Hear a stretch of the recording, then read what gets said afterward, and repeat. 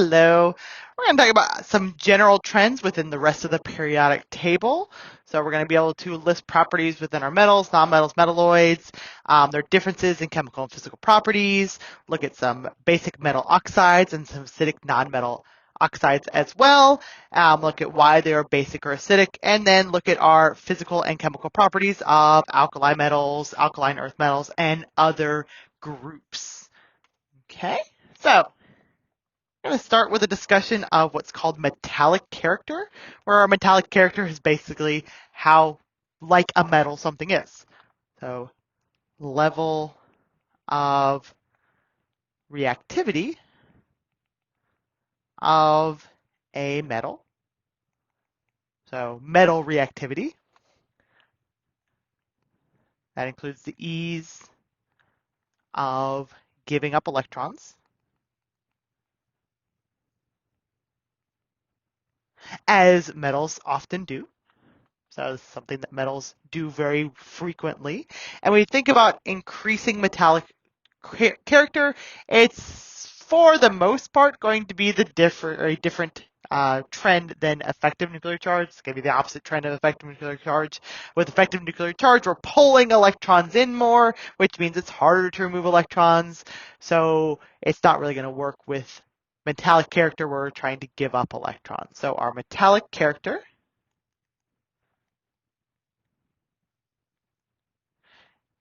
increases down a group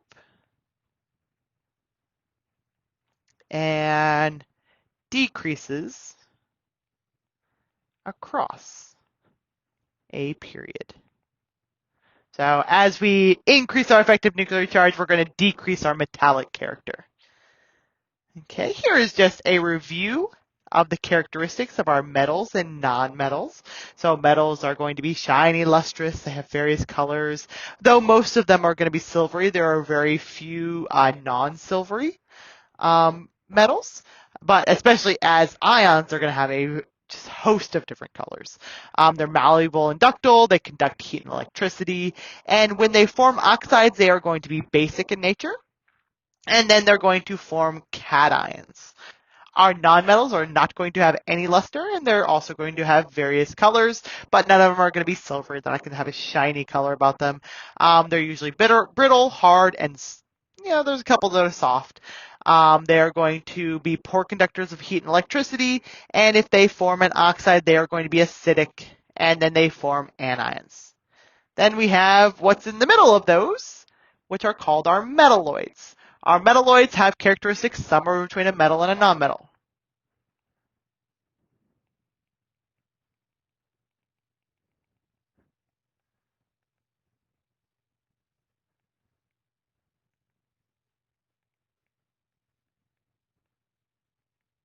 Makes sense, right? Many of them are going to be semiconductors, so somewhat conductive.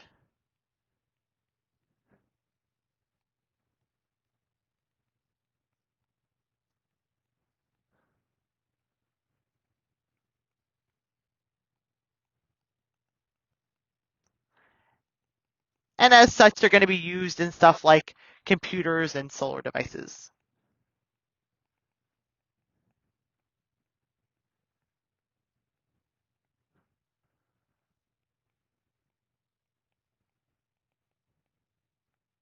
And you'll also find that many metalloids are some of them are shiny and lustrous, like this tellurium up here. Some of them are dull. Some of them are hard and brittle. Some are a little more malleable. So again, somewhere in between those two. If we talk about a metal oxide, these are going to be basic in nature.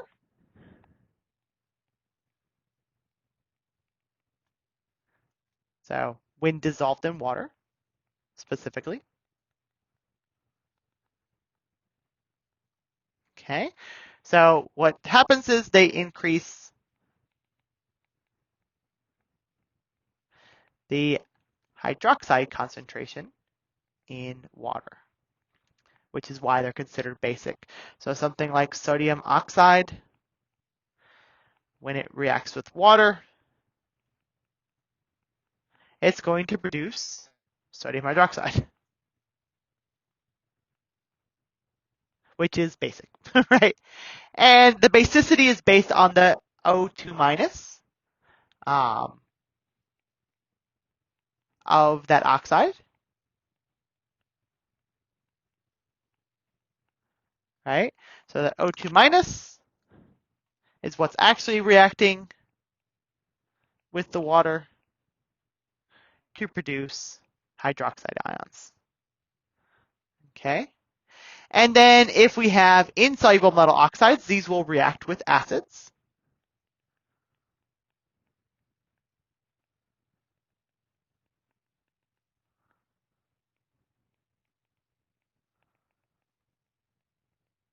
To produce a salt and water. So something like nickel oxide plus nitric acid will produce nickel nitrate and water. So we're producing a salt plus water, which is definitely a neutralization reaction. Okay, so almost always, if they are not soluble in water, like these are, then you can take them and react them with acids to produce water and a salt, which then will be soluble in water. Okay, now our non-metal oxides, these are acidic in water. Okay, so they're going to increase our hydrogen ion concentration. So we're going to have something like carbon dioxide. And when that reacts with water, we produce carbonic acid. And hopefully remember that this is a weak acid. What happens when we take this and throw this in water? We have an equilibrium process because it's a weak acid. And we produce hydronium and our hydrogen carbonate ion. Right? So increasing our hydronium ion concentration, which is how we defined an acid. And then when we take a non-metal oxide and react it with a base, it will perform a neutralization reaction. So carbon dioxide plus sodium hydroxide will produce sodium carbonate, our salt here, and water. So again, we can tell that this is an acid by the fact that when we react it with a base, it does a neutralization reaction. Let's look a little bit at our group trends. So trends within a group are called group trends.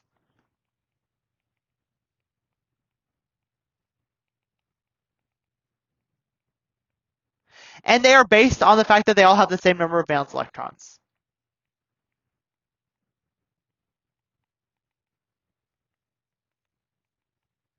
So that all members of the same group have the same number of valence electrons. And remember, our valence electrons, those are the things that do all the chemistry. So having the same number of them is going to affect how you are going to react. So let's start with our alkali metals. Our alkali metals are our group 1, right?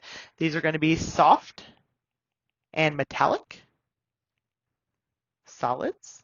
They have a lot of metallic character. They are so metallic in nature that none of them are found in their elemental form.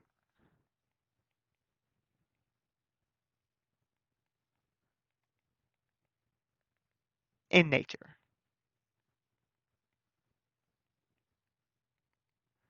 They are so good at giving up electrons that they cannot be in oxygen and not give up electrons.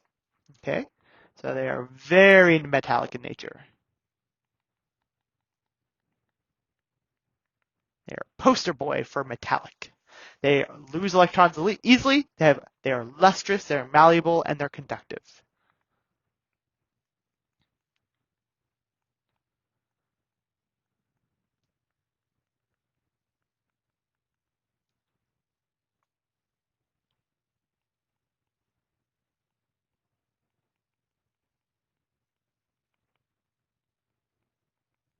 Okay.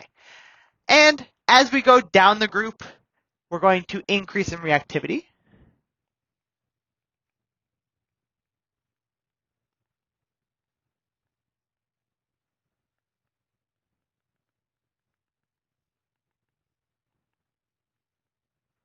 We do get to a point going down this group where our reactivity kind of peters out or doesn't continue to increase, I guess, and that's around rubidium. So rubidium is usually considered more reactive than cesium. But they're all very, very reactive. If you have them in their elemental form and you put them in air or you put them in water, they will react very quickly and sometimes very violently. Okay. Additionally, they're going to have very low melting points for metals.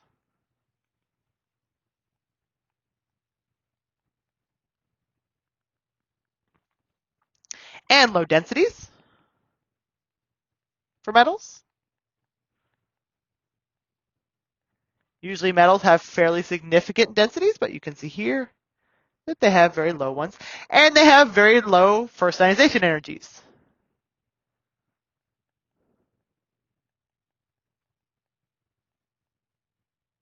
Right? They give up electrons super easy and incredibly reactive.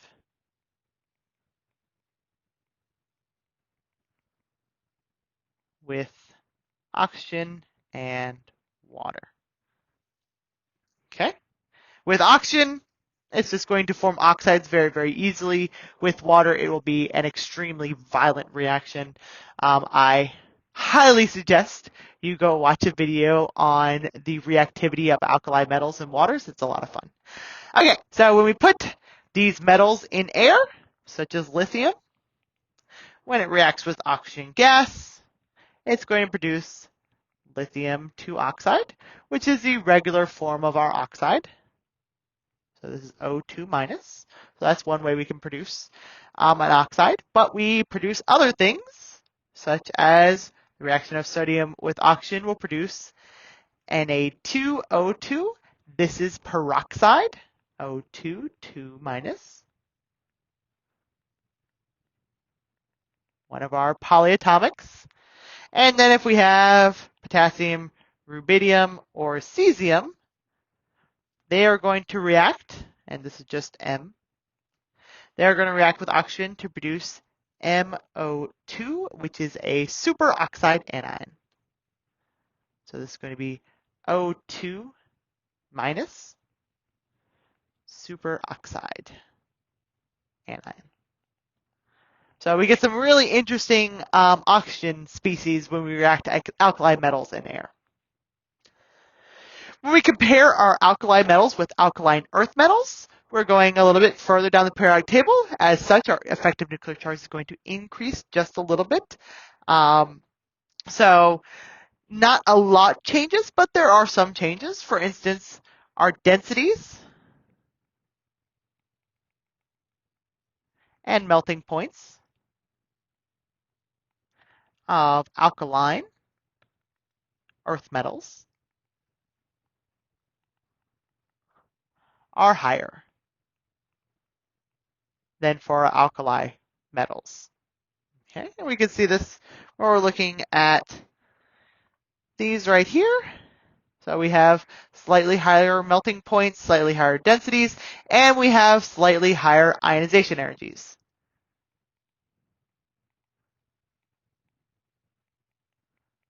So our ionization energies are greater, which means that they are not going to be as reactive.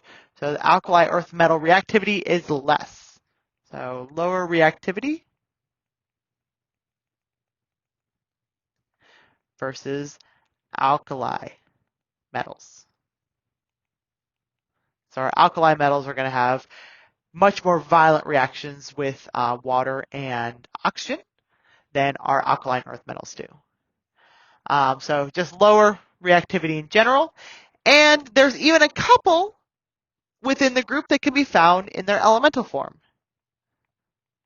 There are a few alkaline earth metals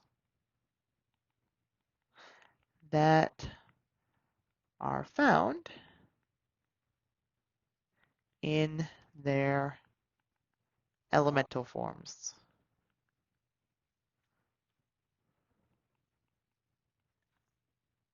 Okay, and these are going to be the things that are higher up because we're going to increase in reactivity as we go down. So beryllium and magnesium, we can find those in their elemental form.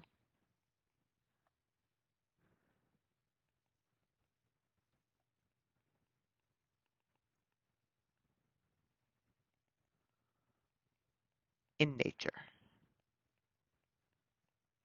But as we go down the group, just like with our alkali metals, we're going to increase our reactivity.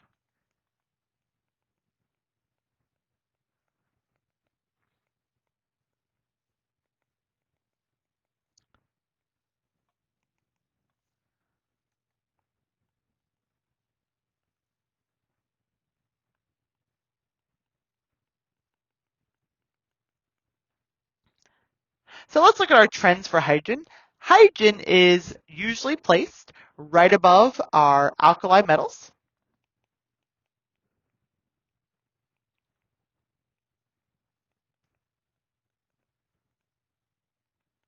In the periodic table.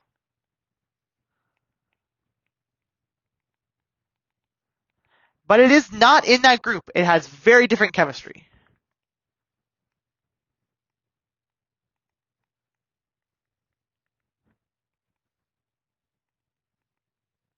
So it's not going to behave at all like our alkali metals.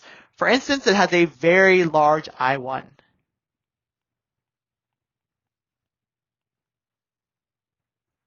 Or IE1. So our first ionization energy, and there's only one ionization energy for hydrogen, right? Because it only has one electron.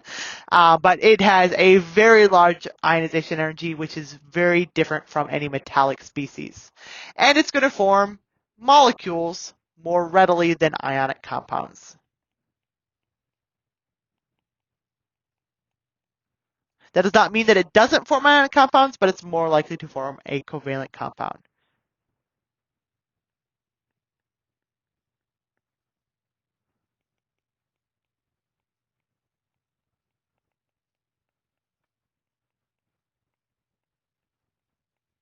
Okay. And just like other nonmetals, it's going to more easily gain electrons.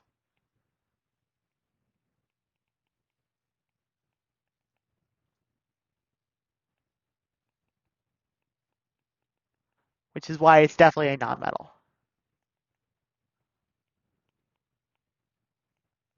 It is really only placed in the alkali metal group because of how many valence electrons it has. It has one valence electron, just like the alkali metals. Okay, now we're going on to group 6A. These are called our chalcogens. So these are going to include oxygen, sulfur, selenium, tellurium, polonium, although oxygen really isn't considered much of a chalcogen. So oxygen is not a chalcogen, even though we call the group the chalcogenides.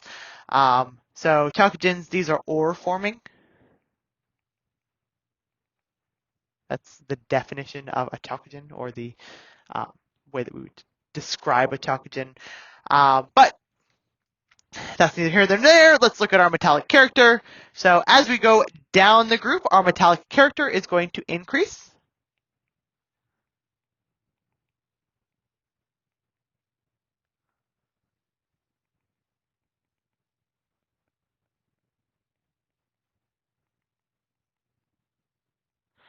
So oxygen, sulfur, selenium are nonmetals. Tellurium is a metalloid. And then polonium is a metal. Okay. And then oxygen is the only non-solid of the group. And then they are going to all form different allotropes.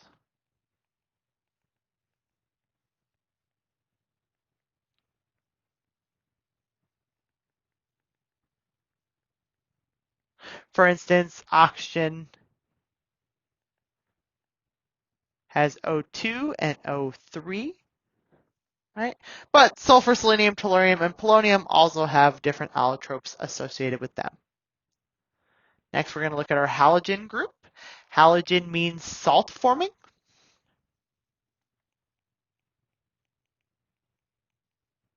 And these combine with metals all the time to form salts.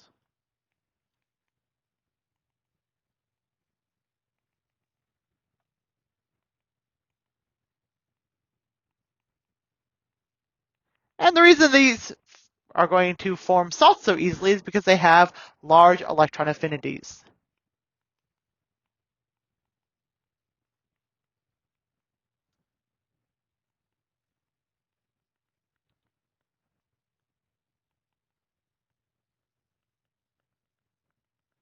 So because it is so large and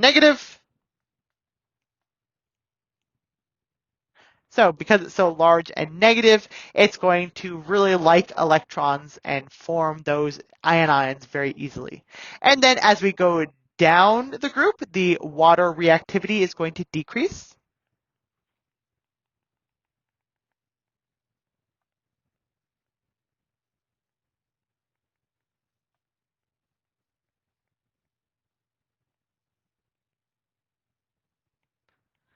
The really interesting thing about our halogens is that we have all three phases within there for our elemental forms.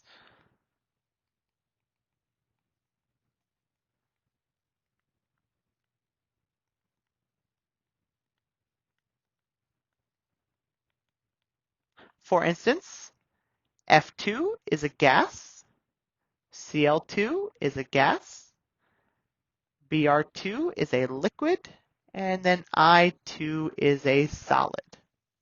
So we have all three states of matter, which is unlike any other group. And the last group I want to look at are our noble gases. Our noble gases are all going to be nonmetals and all monoatomic.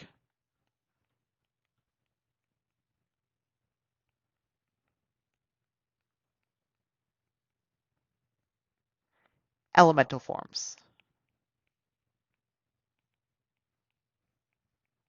So they don't want to bond, right? They're happy. They have filled S and P subshells. They don't want electrons.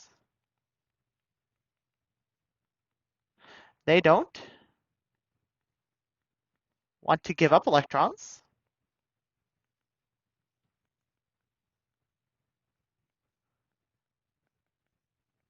They are happy.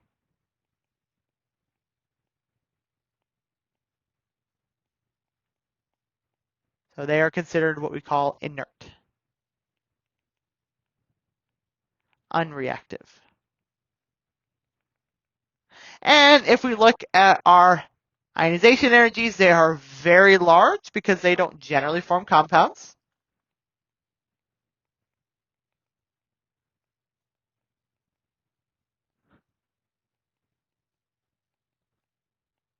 And they also have positive electron affinities because they don't want electrons, right? They are filled. They don't want to put electrons anywhere else.